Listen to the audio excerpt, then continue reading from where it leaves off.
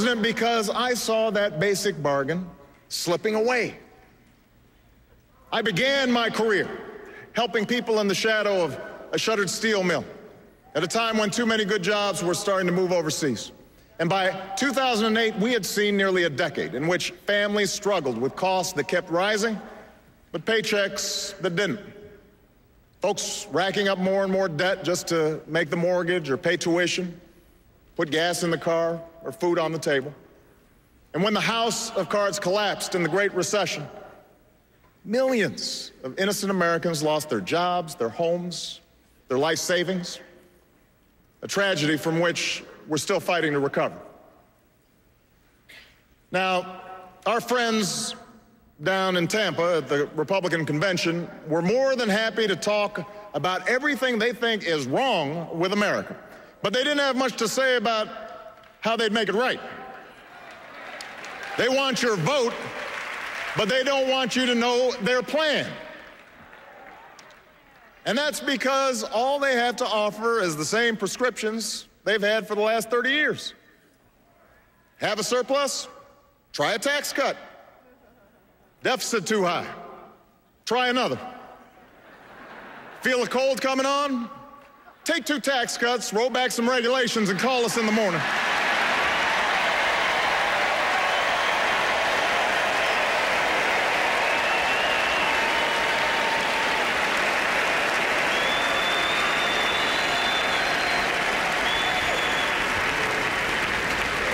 Now, I've cut taxes for those who need it. Middle-class families, small businesses. But I don't believe that another round of tax breaks for millionaires will bring good jobs to our shores or pay down our deficit. I don't believe that firing teachers or kicking students off financial aid will grow the economy or help us compete with the scientists and engineers coming out of China. After all we've been through, I don't believe that rolling back regulations on Wall Street will help the small businesswoman expand or the laid-off construction worker keep his home. We have been there. We've tried that, and we're not going back. We are moving forward, America.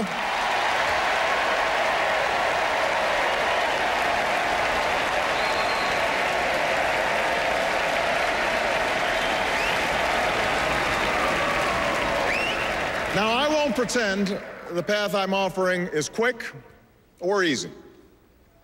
I never have. You didn't elect me to tell you what you wanted to hear. You elected me to tell you the truth. And the truth is, it will take more than a few years for us to solve challenges that have built up over decades. It'll require common effort and shared responsibility, and the kind of bold, persistent experimentation that Franklin Roosevelt pursued during the only crisis worse than this one. And by the way, those of us who carry on his party's legacy should remember that not every problem can be remedied with another government program or dictate from Washington. But know this, America, our problems can be solved. Our challenges can be met. The path we offer may be harder, but it leads to a better place, and I'm asking you to choose that future. I'm asking you to rally around a set of goals for your country. Goals in manufacturing, energy, education, national security, and the deficit.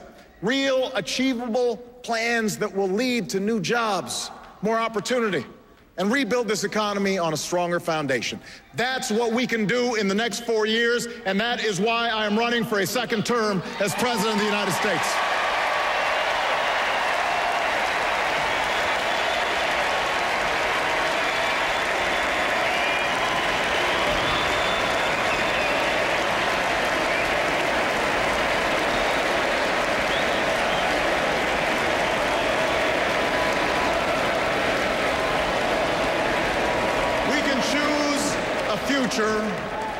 Where we export more products and outsource fewer jobs. After a decade that was defined by what we bought and borrowed, we're getting back to basics and doing what America's always done best. We are making things again. I've met workers in Detroit and Toledo who feared they'd never build another American car. And today they can't build them fast enough because we reinvented a dying auto industry that's back on the top of the world. I've worked with business leaders who are bringing jobs back to America, not because our workers make less pay, but because we make better products, because we work harder and smarter than anyone else. I've signed trade agreements that are helping our companies sell more goods to millions of new customers, goods that are stamped with 3 proud words, made in America.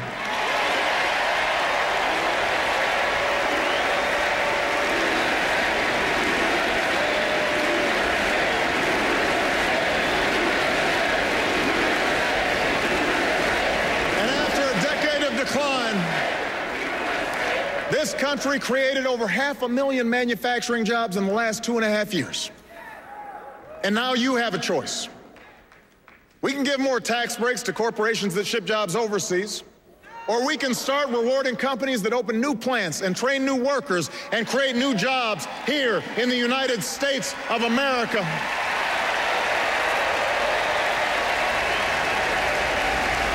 We can help big factories and small businesses double their exports.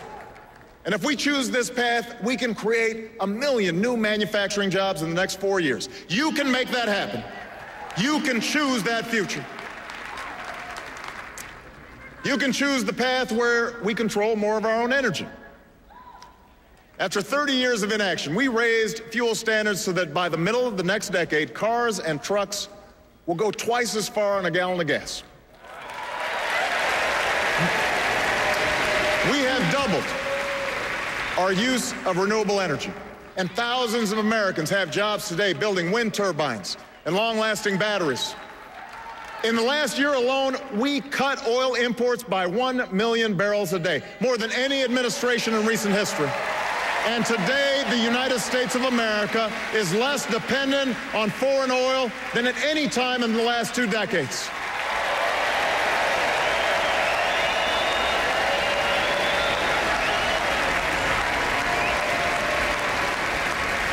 So now you have a choice between a strategy that reverses this progress or one that builds on it. We've opened millions of new acres for oil and gas exploration in the last 3 years, and we'll open more. But unlike my opponent, I will not let oil companies write this country's energy plan or endanger our coastlines or collect another $4 billion in corporate welfare from our taxpayers. We're offering a better path.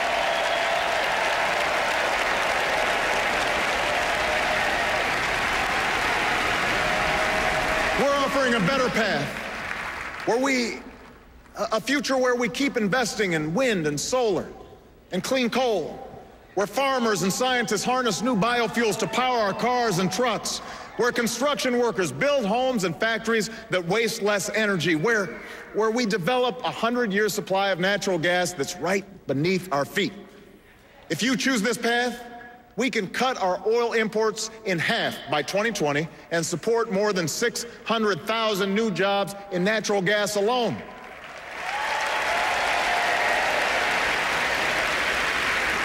And yes, my plan will continue to reduce the carbon pollution that is heating our planet, because climate change is not a hoax. More droughts and floods and wildfires are not a joke. They are a threat to our children's future, and in this election, you can do something about it.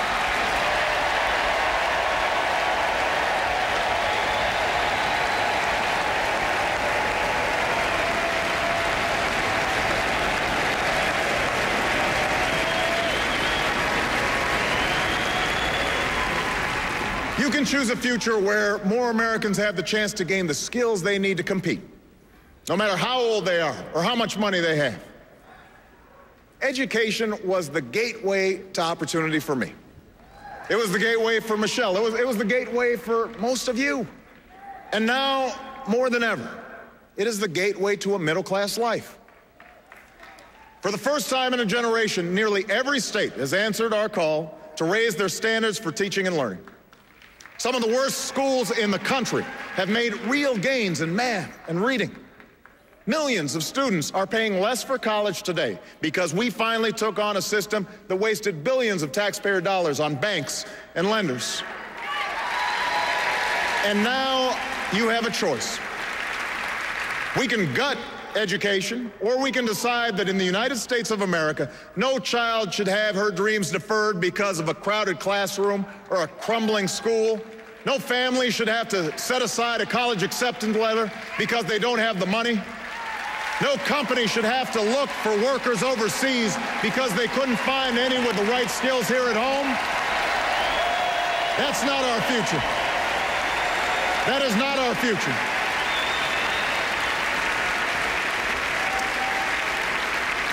The government has a role in this, but teachers must inspire, principals must lead, parents must instill a thirst for learning, and students, you got to do the work. And together, I promise you, we can out-educate and out-compete any nation on earth.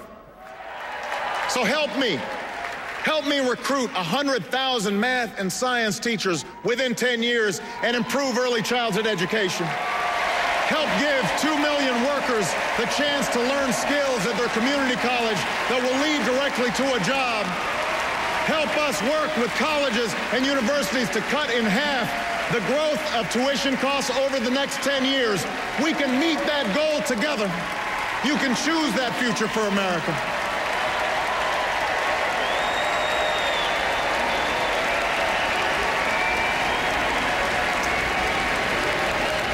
That's our future.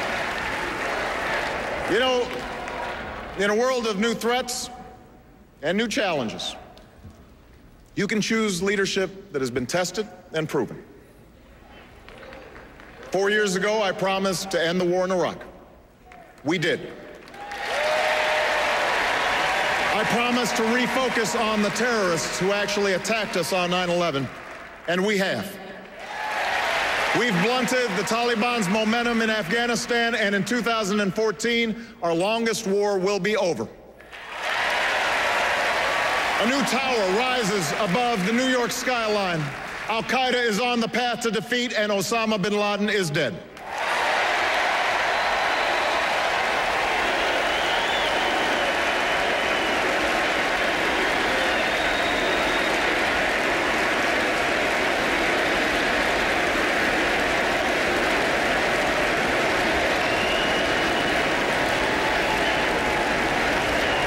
And tonight, we pay tribute to the Americans who still serve in harm's way. We are forever in debt to a generation whose sacrifice has made this country safer and more respected. We will never forget you. And so long as I'm Commander-in-Chief, we will sustain the strongest military the world has ever known.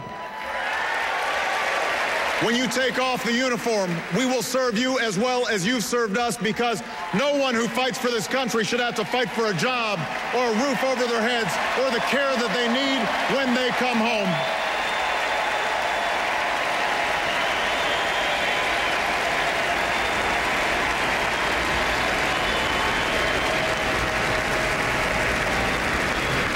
Around the world, we've strengthened old alliances and forged new coalitions to stop the spread of nuclear weapons.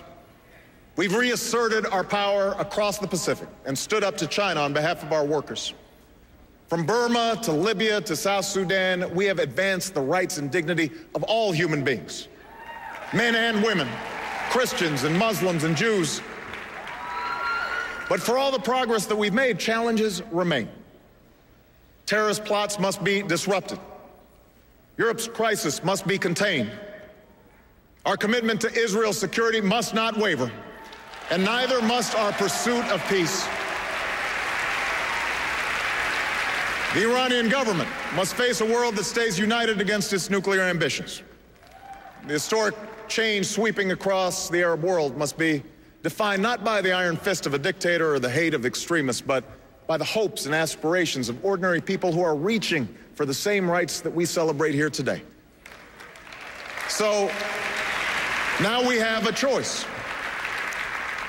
My opponent and his running mate are new to foreign policy.